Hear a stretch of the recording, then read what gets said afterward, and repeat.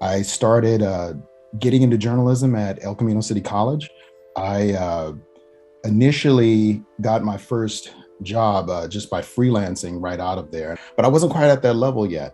How do I apply what I know where I am? So I went back to school. I managed to move that transfer on over to Cal State Long Beach, and that enabled me to look around. I went around, I learned a little bit about digital and how to apply putting these videos into this space. And so as an older intern, I reapplied and got an internship at the Long Beach Press Telegram. And when I got there, it was important for me to say, hey, I want to do this. I want to work in your digital side, but I want to create multimedia as well. And that's how that started. So in about 2006, I helped to push out one of the first videos that the Long Beach Press Telegram ever put out and ran online. I did that regularly, and eventually it turned into, I was a web producer, blogger, mostly for pop culture. I started a pop culture blog there called Modern Mythology. I did all these different things while posting the news pages and shooting videos, but by doing so, it became more prominent. It became easier to post video online, and it kind of just moved up the ranks.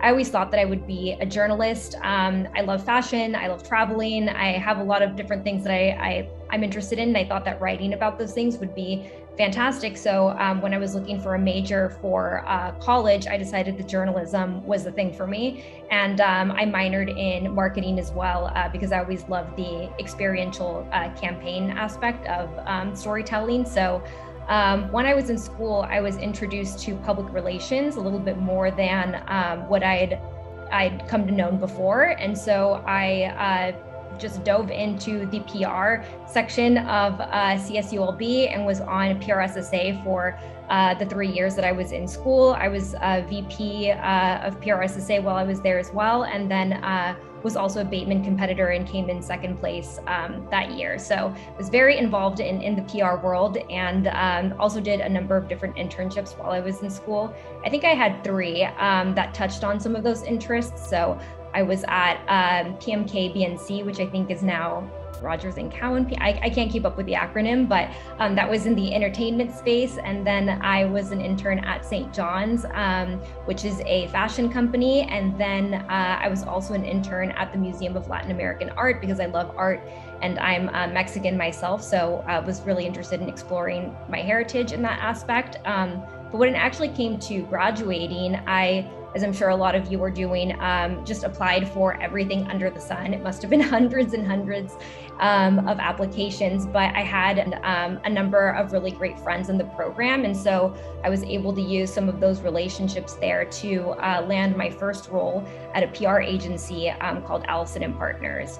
So unfortunately, I wanted a position in LA, but they only had something available in San Diego. So I interviewed on a Monday, got the job or the internship on a Wednesday, and then moved to San Diego on a Saturday because I really wanted to work at a PR agency, and it seemed like a really great opportunity. And so after 2.5 years there, I felt like I had a pretty good understanding of PR and was running some of my own clients. And so after that, I wanted to expand my skill set and be a little bit more knowledgeable about corporate comms and communications more holistically. So I went to a retail consulting firm and worked there and did everything from survey development to writing for our internal newspapers, writing for the CEO. And then after that, I jumped to Gensler, which is an architecture and design firm where I worked directly with there are 2 CEOs, but the CEO based in LA on all of his communications.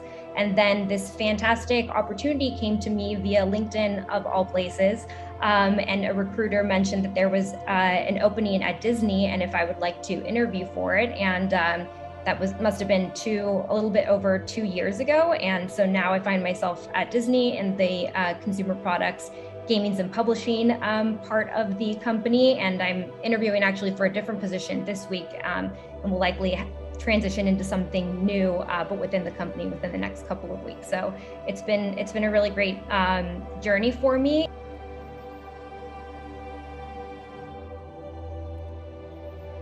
So my first internship was for Telemundo, and that's the one that I found through a job fair that I attended somewhere in LA. And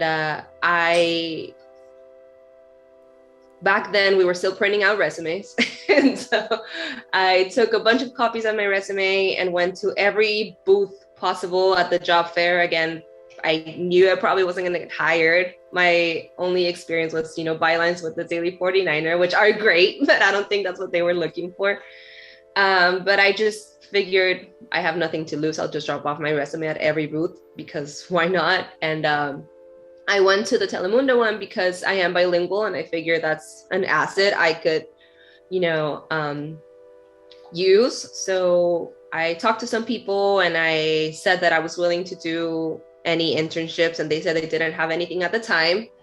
So I kind of left the job fair pretty disappointed, but about a month after or so, I got a call from an NBC Universal recruiter, and they said they had seen my resume and some internship positions had opened up. However, it was not a journalism internship. It was with Telemundo, but it was in the sales and marketing department, which I know nothing about, or I knew nothing of, and I wasn't necessarily as interested in that as, being in the newsroom, but I knew it would be a way for me to get into the company. So I took the internship, and it was very different. I enjoyed it because it was my first internship and, my first step into the NBC Universal company, and I met a lot of people and I learned a lot. But it was also very confusing because I don't really know much about sales, and I tried my best to understand the best I could, but it was still very difficult. But I did learn some stuff, and my favorite aspect of that internship was I got to learn more about the Hispanic market and how TV stations kind of navigate through that and how they target those demographics. So that was very interesting.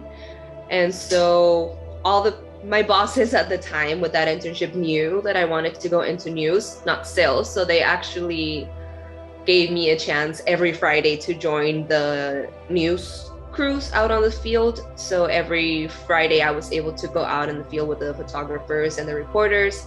And through that way, I made connections with the people in the newsroom. And then once my internship was about to be done, positions opened up for the newsroom internships.